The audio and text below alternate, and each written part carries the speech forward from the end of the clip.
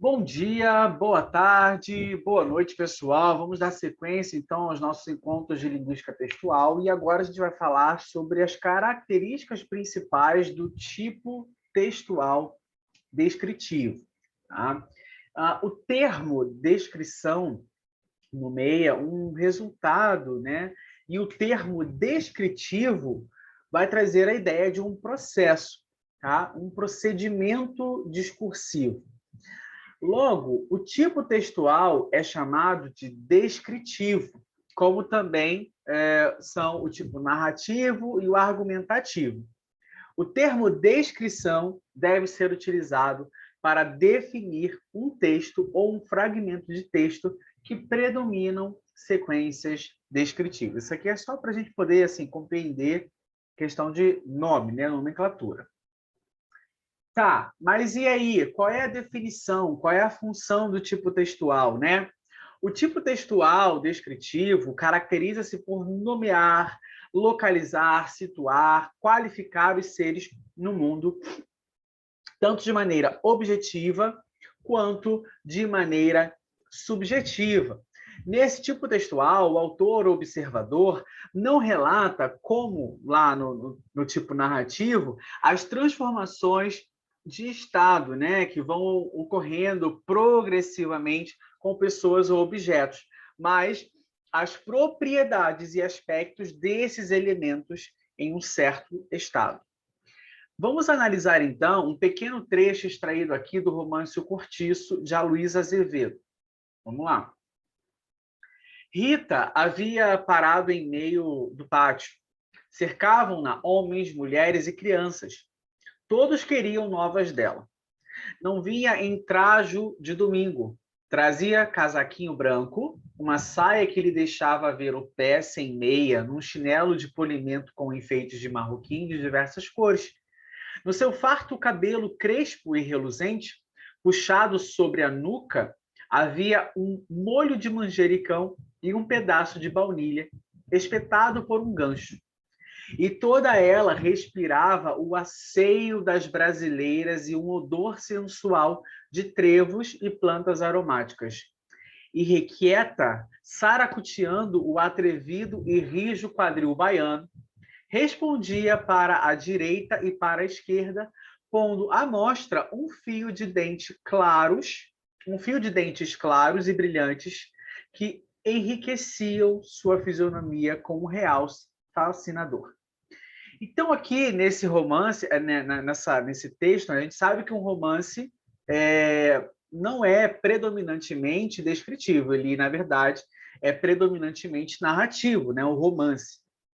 Porém, a gente também estudou que os tipos textuais, descritivo, narrativo, argumentativo, eles podem aparecer mesclados em um texto, né? O que vai ditar qual é ali o tipo textual central é a questão da predominância, tá? Então, o romance ele é predominantemente narrativo, porém ele tem partes descritivas. Tá? Quando a gente lê, então, o trecho aqui extraído do Cortiço, podemos observar que é um texto, né, narrativo, né, logo ali nas primeiras frases. A gente tem ali uma sequência cronológica, tem uma sucessão de ações indicadas por alguns verbos, havia parado, cercavam, queriam, tá? E há também uma interrupção do texto narrativo porque é introduzida uma parte de um texto descritivo. Por exemplo, trajo de domingo, ela trazia um casaquinho branco, uma saia que lhe deixava ver o pé, tá? Um chinelo de polimento com enfeites de marroquim de diversas cores. Ela tinha um farto cabelo. Como é que era o cabelo? Era crespo e reluzente, puxado sobre a nuca. O que tinha no cabelo dela? Um molho de manjericão, um pedaço de baunilha, né, espetado por um gancho. Aí no final fala que ela tinha dentes brilhantes. Tá? Então, isso é descrever.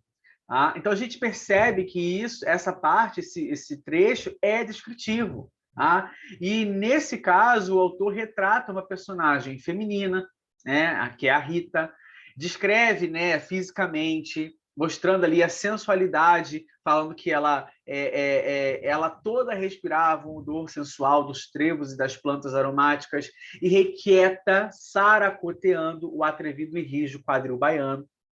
O que é interessante é que, normalmente, a gente utiliza, né, substantivos e adjetivos para descrever, como traje de domingo, casaquinho branco, cabelo farto, cabelo crespo, tá? Mas aqui nesse trecho, o autor acaba utilizando alguns verbos também para descrever, como saracuteando o rijo atrevido quadril, né? Que respondia para a direita e para a esquerda. Tá? Então, acaba trazendo um caráter dinâmico a essa descrição. Tá? E aí, gente, é interessante a gente perceber isso, né, quando a gente está lendo algum texto, que nem sempre o texto ele não é completamente de um tipo textual. Tá? Vamos, então, aqui observar, né, outros exemplos. E nessa questão ele pergunta qual ou quais são predominantes descritivos, né, predominantemente descritivos. Já vou dar a resposta antecipada que todos são predominantemente descritivos, tá? Então nós temos aqui um resumo das novelas. A intenção do resumo, primeiramente, não é contar a história, mas é mostrar de maneira sucinta alguns fatos que dão sentido à história. Tá? Então, por exemplo, Coração Leviano, né, o resumo das novelas. Cláudia se arrepende de ter abandonado Carlos da porta da igreja. Ela o procura para pedir desculpas, mas ele a manda embora de sua casa. Pedro rouba as joias de Simone e foge com a sua amante Patrícia. Ricardo flagra a namorada aos beijos com seu melhor amigo em um bar. Jogo Perigoso, aí é a outra novela. Heitor descobre que é traído por Milena e pede satisfações. Vitória percebe que alguém está desviando dinheiro da empresa e pensa logo no marido Jonas. Bruno pede Cecília em casamento, mas não sabe que Pietra, sua ex-namorada, está preparando uma armadilha para os dois pombinhos. Então perceba, primeiro ponto, a gente precisa entender a novela, assistir a novela para saber o que está acontecendo. E aqui seria o resumo ali. Antigamente tinha isso, eu não sei se ainda tem, resumo da semana.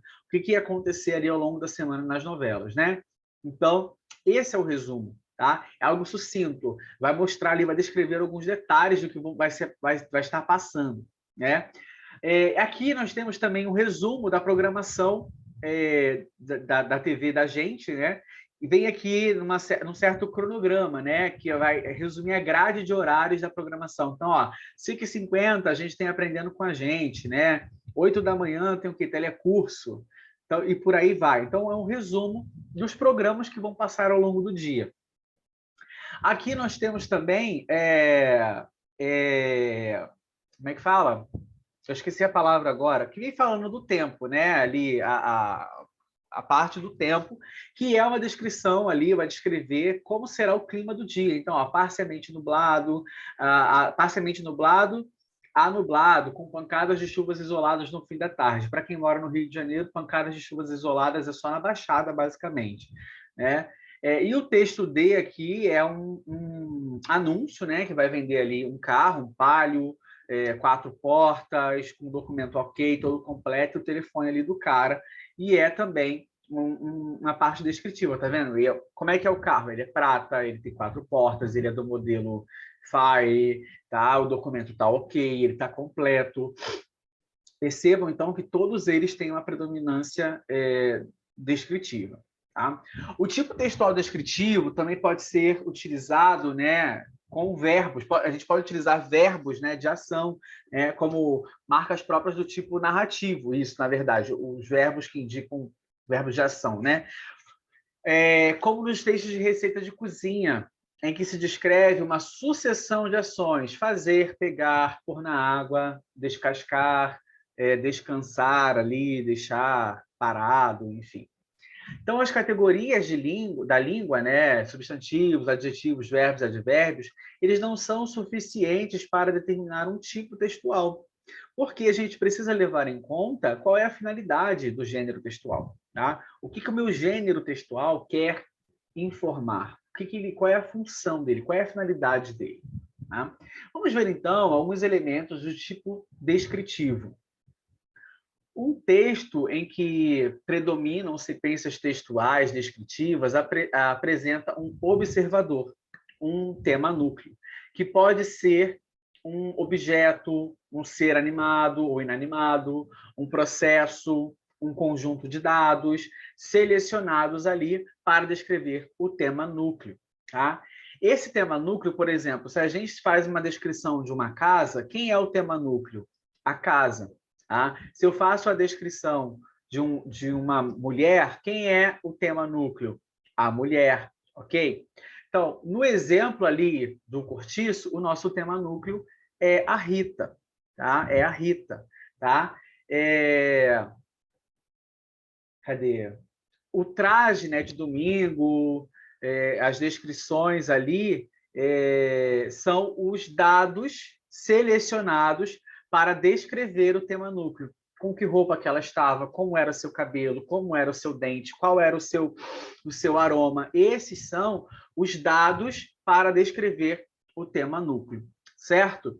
Aqui nessa atividade, né, as professoras colocaram alguns textos. Alguns deles são de reportagem, né? Por exemplo, a chuva que cai sobre o Rio de Janeiro desde o fim da tarde de ontem já matou pelo menos 79 pessoas, segundo o secretário estadual de segundo o secretário estadual de Saúde e Defesa, Sérgio Cortez. E aqui no terceiro, Porto Alegre, né? O morador de rua Valderlei Pires, 35 anos, negou que tenha se pintado, como afirma a polícia, e diz que espera por justiça para punir os responsáveis.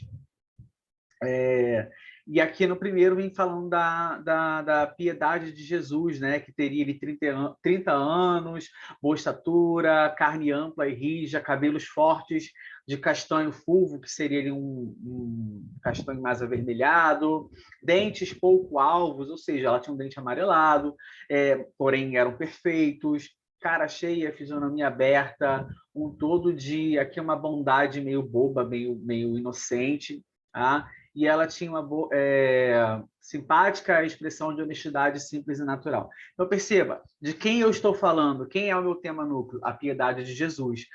Outros detalhes, né, são os dados que a gente utiliza para descrever o nosso tema núcleo, ok? Nessa sequência, né, a gente pode essas sequências podem aparecer inseridas em outros tipos textuais. Então, por exemplo, o tipo 1, que a gente leu ali em cima, é um fragmento de um romance, né, em que o objetivo é contar uma história. Já os textos 2 e 3 são fragmentos de reportagem do jornal. Então, quando eu estava falando lá da Piedade de Jesus, a gente estava tratando ali de um romance. Os 2 e 3 era uma reportagem do jornal. Tá? Então, todos esses contextos, o objetivo é narrar. Tá? Porém, a gente utiliza, a gente acaba aparecendo ali nesses textos, em algum momento, sequências descritivas, tá? Que aí acaba sendo responsável pela identificação dos temas núcleos, tá? Que ajudam também a embasar nessa narrativa. Tá? Então, as operações de nomear, localizar, situar e qualificar, que são as operações principais ali de um texto descritivo. Ao descrever, o observador nomeia, localiza ou situa e qualifica o tema núcleo. Tá? O que seria nomear, né? A gente sabe que todos os seres do mundo têm um nome e fazem parte de determinada classe. Né? Então, nomear faz com que existam seres e estes são classificados em função da sua semelhança ou diferença em relação a outros seres. Então, é dar existência a um ser, é identificar esse ser, tá?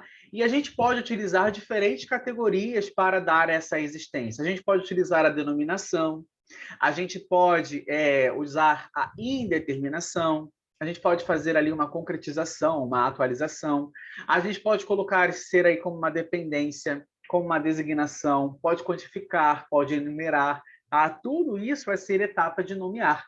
Ok? Então, por exemplo, quando eu quero utilizar a denominação, eu vou identificar os seres por meio de substantivos comuns ou substantivos próprios. Então, por exemplo, uma raposa sentindo muita fome.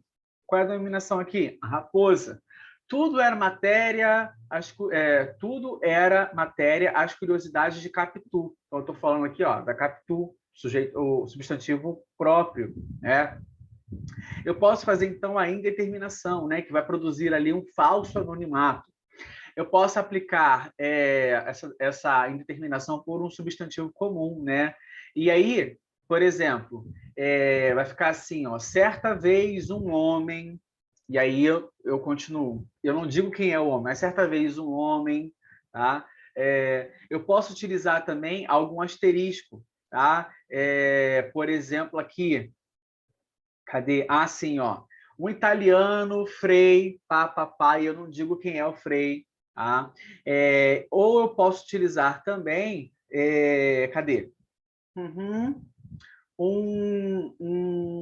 A inicial dos nomes próprios, tá? Aqui é o que a gente usa aqui, AD, de 45 anos, diz que a polícia, quando a gente quer manter no anonimato essa pessoa. Então, a gente estaria ali indeterminando, né? A gente pode fazer a atualização, né, por meio de artigos definidos e indefinidos, trazendo uma ideia, um efeito de singularidade, ou de familiaridade, ou de evidência, ou de idealização. Vamos ver aqui a singularidade. Uma máquina de lavar para quem gosta do bom e do melhor, mas prefere o melhor. Prefere o melhor. Tá? Então, a gente singulariza ali que a pessoa gosta mesmo do melhor, ela quer ser única. Tá? Então, aqui, quando a gente quer trazer uma familiaridade, a Ana acaba de chegar. Quer dizer, a gente conhece a Ana acabou de chegar. Tá? Quando eu quero dar uma evidência, no meio do caminho tinha uma pedra. Tinha uma pedra no meio do caminho. Tinha uma pedra. Tá? Então, a gente traz essa evidência. Ou uma idealização. Não me interessam os convites dos presentes à festa. Eu só consigo ver a cerimônia do meu casamento. Então, aqui, ó, a festa. Tá? Isso não me interessa, eu quero saber da cerimônia. Tá? Então, a gente traz também essa ideia ali de nomear, né? Temos a dependência, né, que vai produzir um efeito discursivo de apreciação com o uso de possessivos, né, de alguns possessivos. Por exemplo, quem degusta o sorvete da casa aprova o seu sabor único, o seu sabor único, especial e incomparável. Então, quando eu falo aqui da casa, né, a gente está falando, por exemplo, de uma sorveteria e ali ela faz o próprio sorvete, ela não revende de outras marcas. Então, quando a gente prova esse sorvete dessa sorveteria, todo mundo aprova o sabor desse sorvete que é dessa sorveteria. Tá? A gente tem também a designação por meio de demonstrativos, que vai produzir efeitos discursivos de tipificação. Então, aqui, por exemplo, né, todas as enchentes atingem mais as pessoas pobres que moram em regiões inadequadas. Não é mais possível permitir que as pessoas ocupem áreas irregulares.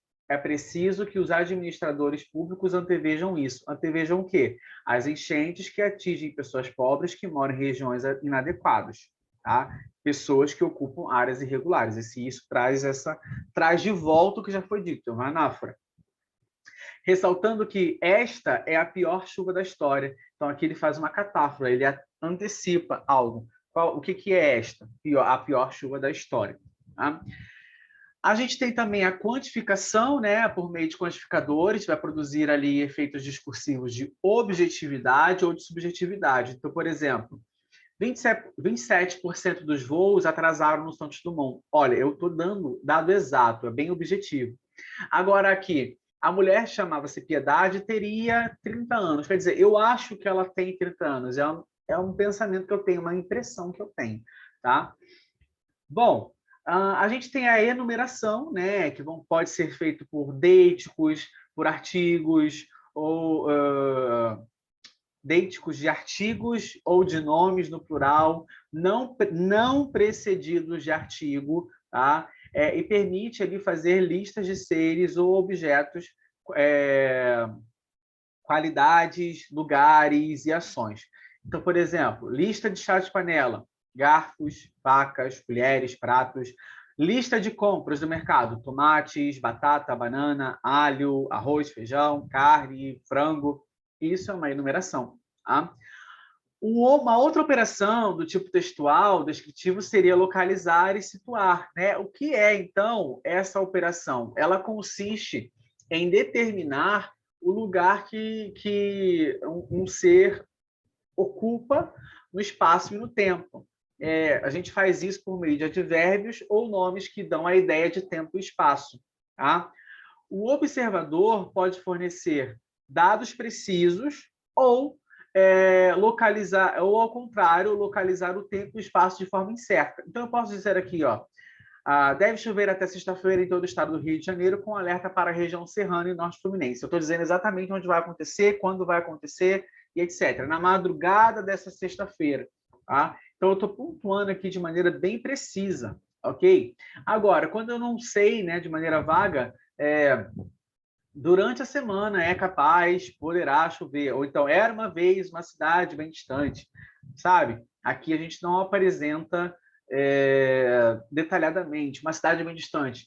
Distante quanto? Onde? Que cidade? Sabe? Não sei. Era uma vez. E aí? Ah? E a última, né, operação seria a qualificar, né? Então, qualificar, gente, é atribuir um sentido particular aos seres que a gente vai nomear, né, de maneira objetiva ou subjetiva. Então, ao selecionar os dados, o observador pode priorizar aspectos objetivos ou subjetivos do tema núcleo, né? Então, por exemplo, lá no trecho que a gente leu do Cortiço, a personagem Rita, né, a descrição que é feita dela é de maneira objetiva, porque o autor observador procura mostrar ali alguns detalhes, né, uma imagem por meio de alguns detalhes, a imagem próxima da realidade. Tá? A gente consegue até fazer ali um retrato da personagem, pelo menos na nossa mente. Agora, nesse trecho de Dom Casmurro aqui, né, de Machado de Assis, vamos ver.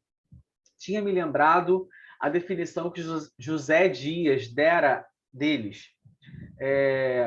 Perdão, juro, deixe ver os olhos, capitão.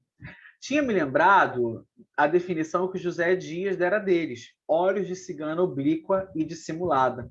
Eu não sabia o que era oblíqua, mas sabia, mais dissimulada sabia, e queria ver se podiam chamar assim. Capitu deixou-se fitar e examinar. E aqui ele segue a sequência, tá? Mas nesse trecho, essa passagem, né, descritiva, olhos de cigano oblíquo e dissimulado, é subjetiva. Tanto que ele diz, dissimulado eu sei o que é, mas oblíqua não, sabe? Então, ele descreve os olhos da personagem do ponto de vista dele. Tá? É um ponto de vista pessoal, tá? Uma impressão dele, ok? Então, dessa forma, o uso da categoria da qualificação, né, substantivos, adjetivos, vai permitir a construção de uma visão objetiva ou subjetiva do mundo e produzir efeitos de realidade ou ficção. E o que a gente conclui, né? A gente conclui que descrevemos para nomear, para localizar, para situar e para qualificar. E alguns textos eles são predominantemente descritivos, né, como os anúncios, a bula de um remédio, a receita culinária, e outros, né, apenas apresentam ali algumas sequências descritivas, né? Uma reportagem de jornal, como um romance, como um conto, como uma fábula. E nesses textos, né, nesses gêneros textuais, o tipo textual descritivo fornece detalhes importantes que ajudam ao leitor entender melhor o que ele está lendo. Então, essa parte da descrição funciona ali como um apoio, como um suporte para o entendimento do leitor. Tá? E aqui as professoras colocaram um certo diagrama para compreender melhor, né, de uma forma resumida, né? Então, o texto descritivo serve para nomear, localizar e qualificar, podendo ter como procedimento discursivo a identificação com a finalidade de recensear ou de informar. Quando eu quero recensear, eu posso utilizar os gêneros textuais de inventário, listas recapitulativas, listas identificatórias e nomenclaturas. E quando eu quero informar, eu posso utilizar artigos de imprensa, romances. Tá? Eu posso ter aqui um procedimento discursivo para a construção construção objetiva do mundo, né? Com qual finalidade? De definir, de explicar, de incitar, de contar. Quando eu quero definir, eu vou usar o gênero, né? Como textos de lei, textos didáticos. Quando eu quero explicar, eu vou usar textos científicos, crônicas. Quando eu quero incitar, eu vou usar ali modos de usar, né? Vou utilizar manuais, anúncios. Quando eu quero contar, eu posso fazer resumos, posso fazer relatos, tá? E eu posso ter o procedimento discursivo, né, para fazer uma construção subjetiva, com a finalidade de incitar e contar. E aí, quando eu quero incitar, eu vou usar o gênero de publicação, uma declaração, um anúncio, um bilhete, um catálogo. E quando eu quero contar, eu vou fazer ali relatos jornalísticos, canções, histórias em quadrinhos e textos literários. Pessoal, eu espero que vocês tenham aproveitado essa aula, que tenham entendido. Clica aí no gostei, comenta se você está gostando desse conteúdo, chama mais gente para o nosso canal. Fiquem com Deus e até o nosso próximo encontro. Beijo, tchau!